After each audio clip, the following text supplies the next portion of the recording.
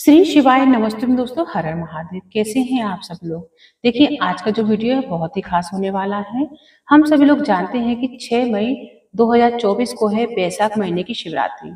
और दोस्तों, बैसाख महीने की जो शिवरात्रि होती है इसका बहुत ही बड़ा और विशेष महत्व होता है। इसलिए दोस्तों, आप लोगों को इस वैशाख महीने की शिवरात्रि को अपने हाथ से बिल्कुल भी जाने नहीं देना है, क्योंकि इस बार की जो बैसाख महीने की मासिक शिवरात्रि पड़ रही है ये सोमवार के दिन पड़ रही है। अब आप लोग खुद जान सकते हो कि सोमवार दिन कितना खास होता है, शंकर जी को प्रिय होता है। और उस दिन यदि शिवरात्रि आ जाती है तो बहुत ही अच्छी बात है। इस बार की जो मासिक शिवरात्रि है विशेष रूप से वैसे महीने की मासिक शिवरात्रि जो होती है वैसे ही पड़ रही है। 6 मई 2024 के दिन पड़ रही है, बहुत ही विशेष महत्व है। इस दिन आप लोगों को यह 3 उपाय जरूर करना चाहिए जो कि पूज्य गुरु जी ने अपनी शिव महापुराण कथा में बताए हुए हैं, जो कि सिर्फ और सिर्फ बैसाख महीने में पड़ने वाले इस शिवरात्रि के दिन ही किए जाते हैं। 3 में से अगर आप कोई भी एक उपाय कर लेते हैं तो इसका लाभ आपको जरूर मिलता है। आपके जीवन में दुख परेशानियां दूर होंगी, आपकी जो भी मनोकामना होगी वो पूर्ण जरूर होगी। आपको हम एक चीज बता देते हैं दोस्तों कि आप लोग इस उपाय को ध्यान से सुनिएगा। बैसाख महीने की शिवरात्रि के दिन तो आप लोगों को इस उपाय को करने का पूरा फल मिल ही जाएगा। यदि आप बैसाख महीने में किसी भी दिन इस उपाय को करते हैं तब भी आपको लाभ प्राप्त होगा। तो आपको ध्यान सुनना है और अच्छे से समझ लेना है ताकि आपको उपाय का फल जरूर से प्राप्त हो सके। इस बैसाख महीने की शिवरात्रि के दिन क्या करना है जो कि है हम आपको बताते हैं। देखिए, मिट्टी के जल वाला पहला उपाय है, एक बेलपत्र वाला उपाय है, और जो कि शिवरात्रि यानी कि बैसाख महीने में ही किया जाता है। अब ये बिल्कुल आपको ध्यान सुनना है कि मिट्टी के जल वाला उपाय हम आपको बता रहे हैं, तो उसको कैसे करना है और उसके बारे में हमको सही और सटीक जानकारी मिल सके ताकि हमें उपाय का फल भी प्राप्त हो सके। बैसाख महीने की शिवरात्रि के दिन एक दिन पहले आपको रात्रि में एक मिट्टी के पात्र में जल भर कर रखना है। चाहे आपके घर में कोई भी मिट्टी का घड़ा हो, मटका हो, परिंदा हो, आपको उसमें जल भर लेना है। ठीक है, अलग से आपको नहीं लाना है बाजार से खरीद कर। यदि आपके पास में दिया है, कुल्हड़ है, तो उसमें भी आप जल भर के रख सकते हो रात भर। अब 6 मई को एक दिन पहले आप रात्रि में जल भर लेंगे मिट्टी के पात्र के अंदर, यानी कि आपको 5 मई के दिन मिट्टी के पात्र के अंदर आपको शुद्ध जल भर के रख लेना है। पूरी रात भर इस जल को रखे देना है। ठीक है, अब आपको परिवार वालों को बोल देना है कि उस जल का प्रयोग आप लोग ना करें, क्योंकि वो भगवान शिव के लिए उपाय के रूप में प्रयोग किए जाने वाला है। ठीक है, अब ये मिट्टी के पात्र के अंदर आपने जल भरा हुआ है या मटकी के अंदर जो आपने जल भरा हुआ है ये पूरी रात भर रखा हुआ है।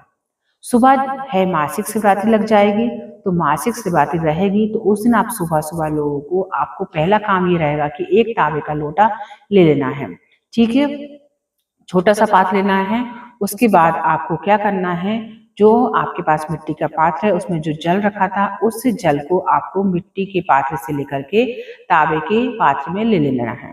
उसके बाद में आपको एक काम अवश्य करना है कि आपने लोटे में डाल लिया जल, मिट्टी के पात्र में मात्र आपको जल रखना है। ऐसा नहीं करना है कि जिस पात्र के अंदर, जिस मिट्टी के अंदर आपने जल रखा है उसी का शिवलिंग पर चढ़ा देना। नहीं, आपको मिट्टी के पात्र का जल तांबे के लोटे में भरकर रख लेना है।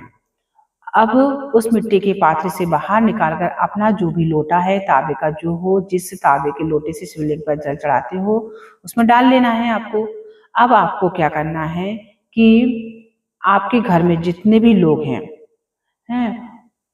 उन सबका स्पर्श कराना है। उससे पहले आपको उस तांबे के पात्र में जल में एक बेलपत्र चढ़ा लेनी है, यानी कि डाल लेनी है। यदि बेलपत्र नहीं है तो आपको शिवालय जाकर शिवलिंग पर चढ़ी हुई बेलपत्र भी आप धो करके इस्तेमाल कर सकते हो। ठीक है, अब मिट्टी का जल ले लिया आपने, उसमें एक बेलपत्र डाल ली है। अब बेलपत्र डालने के बाद आप अपने घर से शुद्ध होकर स्नान करके बढ़िया अच्छे मन से भगवान का नाम लेकर अपने घर के पास में जो शिव मंदिर है वहां पर आपको निकल जाना है। ठीक है, पहुंचने के बाद जैसे ही आप लोगों को जल आपको नहीं चढ़ाना है, सबसे पहले आपको ध्यान रखना है कि यदि आपके पास में बेलपत्र नहीं है तो आपको बेलपत्र धोकर उठाकर उसमें डाल लेनी है। अपने लोटे के अंदर बेलपत्र डालकर नहीं लाए हुए हैं तो उनको ये वाला पहले उपाय कर लेना है। शिवलिंग के ऊपर कुछ बेलपत्र तो जरूर चढ़ी होंगी, तो कोई एक अच्छी सी बेलपत्र देख लेना है और अच्छी सी बेलपत्र को उठा लेना है। अब उस बेलपत्र को धो लेना है। कोई भी बेलपत्र जब हम शिवलिंग पर से उठाते हैं उसको धोकर ही हम इस्तेमाल करते हैं। इस बात का आपको विशेष ध्यान रखना है। तो जो भी बेलपत्र आप शिवलिंग के ऊपर से उठा रहे हो उस बेलपत्र को आप पहले धो लीजिएगा। ठीक है, उस बेलपत्र को धोने के बाद इस बेलपत्र को मात्र आपको अपने उस जल से स्पर्श कराना है। क्या करना है? छुआना है, अंदर नहीं डालना है। अंदर जब डालना है जब आपको घर पे ही आपको बेलपत्र मिल जाती है उस लोटे के अंदर डालना है। ठीक है, अब आप लोग मंदिर में ही आकर बेलपत्र का इस्तेमाल कर रहे हो तो उस बेलपत्र को धोकर इस्तेमाल करें। तो उस बेलपत्र को मात्र अपने लोटे के अंदर के जल में डालकर और बाहर निकाल लें। ठीक है, अब उस जल से छुआ कर इस बेलपत्र को बाहर निकाल कर वही शिवलिंग पर ही आपको आसपास कहीं पर रख देना है। कहने का मतलब ये है कि उस जल के अंदर आपको बेलपत्र नहीं डालनी है, बस आपको स्पर्श कराना है। स्पर्श करा के आपको वापस नीचे ही बेलपत्र को रख देना है। अब इस जल से स्पर्श करा लिया आपने, इस बेलपत्र को उस जल से छुआ देना है। मतलब थोड़ा सा ही बेलपत्र को अपने जल के अंदर डुबोना है।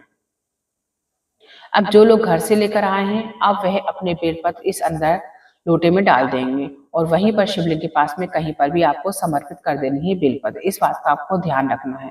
जो लोग घर से बेलपत्र लेकर आए हैं उसको बेलपत्र को अंदर डालने के बाद में शिवलिंग पर कहीं पर भी रख देंगे और जो लोग बेलपत्र नहीं लाए हैं वो सिर्फ स्पर्श कराएंगे और जल को आप शिवलिंग के ऊपर कुंदकेश्वर महादेव जी का नाम लेकर के आपको ये जो जल है वो आपको शिवलिंग के ऊपर एक धार से धीरे धीरे करके चढ़ाना है।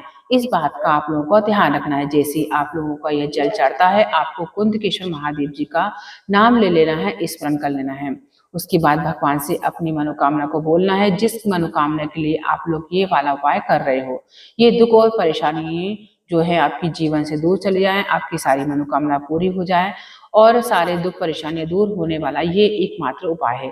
अपने घर की सुख शांति के लिए, परिवार में धन संपदा को बढ़ाने के लिए आप ये वाला मिट्टी के पात्र वाला जल जरूर से कीजिएगा।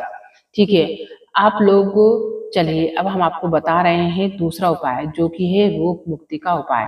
यदि आपके घर में कोई रोगी है तो आपको क्या करना है, जो मिट्टी का पात्र वाला जल आपने शिवलिंग पर चढ़ाया है उसको आपको झेल लेना है दूसरे पात्र में और उसको घर ले करके आपको आना है और उस व्यक्ति को थोड़ा सा दे देना है जो कि रोगीला है। ऐसा आपको प्रतिदिन कर लेना है।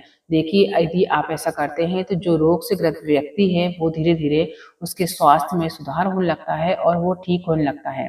दोस्तों इस वैशाख महीने की मासिक शिवरात्रि पर यह पहला उपाय पूरा हो जाता है। अब हम आपको मासिक शिवरात्रि के दूसरे उपाय के बारे में बता रहे हैं। ये शाम के समय प्रदोष काल के समय लगभग 6 से लेकर 7 बजे के बीच किया जाने वाला उपाय है। इस दिन आप लोगों को क्या करना है, सफेद फूल लेना है। सफेद फूलों की जो पंखुड़ियां होती हैं वो लेना है और अपने साथ में एक घी का दीपक तैयार करना है। आपके घर के आसपास कहीं पर भी यदि सफेद फूल लगे हों तो आप उनको तोड़ लेना। ठीक है, वही फूल लेना है आपको जो शिवलिंग पर चढ़ाए जाते हैं। इस बात का आपको विशेष ध्यान रखना है। सफेद फूल आपको आराम से कहीं पर भी फूलों की दुकान पर भी मिल जाएंगे। उन सफेद फूलों की पंखुड़ियों को तोड़ लेना है और आपको क्या करना है कि उपाय में आपको एक घी के दिए की भी आवश्यकता होगी। तो लंबी बाती का या गोल बाती का आप दीपक तैयार कर लीजिएगा। चाहे वो दीपक आटे का हो चाहे वो दीपक मिट्टी का हो, ये आपके ऊपर निर्भर करता है। आपकी जैसी इच्छा हो आप वैसा दीपक तैयार कर लीजिएगा। देखिए लोगों को दीपक लेना है तो ऐसा नहीं है कि आप लोग नया दीपक लेंगे। आपके पास जो पुराना दीपक है उसको भी आप धो करके इस्तेमाल कर सकते हैं और चाहे तो आप आटे का दीपक भी ले सकते हैं। इस बात का आपको विशेष ध्यान रखना है दोस्तों। अब क्या करना है, ये सारी सामग्री लेकर पहुंच जाना है शिवालय। शिवालय जाकर के आपको सबसे पहले भगवान शंकर के दर्शन करना है। उसके बाद शिवलिंग के पास बैठकर अपने जो दीपक लेके आए हैं, साथ में माचिस लेके आए हैं, उस माचिस से दीपक को जलाना है। दीपक को आप शिवलिंग के पास में कहीं पर भी रख दीजिएगा। दीपक से आरती उतारकर भगवान शिव की आरती उतारिएगा और आसपास में कहीं पर भी दूरी बनाकर रखें ताकि शिव जी पर कोई आँच ना लगे। और आपके पास जो सफेद फूल की पंखुड़ियां हैं उन्हें निकाल लीजिएगा। इन पंखुड़ियों से आपको भगवान शिव का श्रृंगार करना है, मतलब उनको सजाना है। कैसे सजाओगे आप, शिवलिंग पर पूरे में आपको सफेद पंखुड़ियों को चढ़ा देना है। जलाधारी हो, माता अशोक सुंदर का स्थान है, पार्वती जी का स्थान है और गणेश जी, कार्तिकेय, यानी कि सभी जगह पर आपको पंखुड़ियों से आपको भगवान शिव जी का पूरा श्रृंगार करना है, उनको सजाना है। उन सफेद फूलों की पंखुड़ियों से जैसे ही सजा देते हो तो आपको भगवान से कुछ भी नहीं बोलना है। इस उपाय को करने के बाद मनोकामना वगैरह भी कुछ नहीं बोलना है आपको, मतलब भगवान के सामने हाथ जोड़कर 2 मिनट श्री शिवाय नमस्तुभ्यम का जाप कर लेना है, धूप देकर उठ जाना है और अपने घर पर आ जाना है। इस उपाय करने के बाद भगवान जो भी कुछ देंगे आप कल्पना भी नहीं कर सकते हो। इस उपाय करने के बाद आपसे ने भगवान से कुछ भी नहीं मांगा तो वो बिना बोले ही आपकी सारी बातें समझ जाते हैं। और इस वैशाख के महीने में इस मासिक से 7 दिन किया जाने वाला आखिरी उपाय ये है जो हम आपको बता रहे हैं। बहुत ही आसान उपाय है, आप लोगों को विशेष रूप से माता बहनों को जरूर सुनना चाहिए। दोस्तों, आप सभी लोग जानते हैं कि वैशाख के महीने में सत्तू खाया जाता है। ये सत्तू बहुत सारे लोग जानते भी होंगे और ये सत्तू जो होता है कई सारी चीजों से मिलकर बनता है, जैसे कि चना है, गेहूं है और दाल है। 3 चीज़ों से तैयार होकर मिलता है और घर के इस वैशाख महीने की शिवरात्रि दिन यदि आप सत्तू बनाकर तैयार कर लेते हैं, घर पर ही बना हुआ सत्तू होता है। देखो बाजार में तो मिलावटी सत्तू होता है। यदि आप थोड़ी सी मेहनत कर लेते हो तो आपको शंकर जी को उस सत्तू का भोग लगाना है। भगवान शिव जी बहुत प्रसन्न होते हैं। इस दिन सत्य और शिव की जीत होती है और भगवान जी को सत्तू का भोग लगाने से भगवान आपकी हर मनोकामना को पूरी करते हैं। आपको थोड़ा सा ही बनाना है भोग के प्रसाद के रूप में। यदि आपको अच्छा लगे तो आप परिवार के लिए भी बना सकते हैं। भगवान को सत्तू का भोग लगाने का भी विशेष हमें फल मिलता है। घर में सत्तू खाने का भी विशेष फल मिलता है। घर में सुख और शांति बनी रहती है। भगवान का आशीर्वाद सदैव ही बना रहता है। बाकी दोस्तों, इन तीनों उपायों की जानकारी हमने बड़ी ही आपको सरल भाषा में दी है। आशा करते हैं कि आपको ये जानकारी और उपाय अच्छे लगे होंगे, तो हमारी वीडियो को लाइक कर दीजिएगा, शेयर कर दीजिएगा और चैनल को पहली बार देख रहे हो तो चैनल को सब्सक्राइब करना ना भूलिएगा। Thanks for watching this video. Her her Mahadev.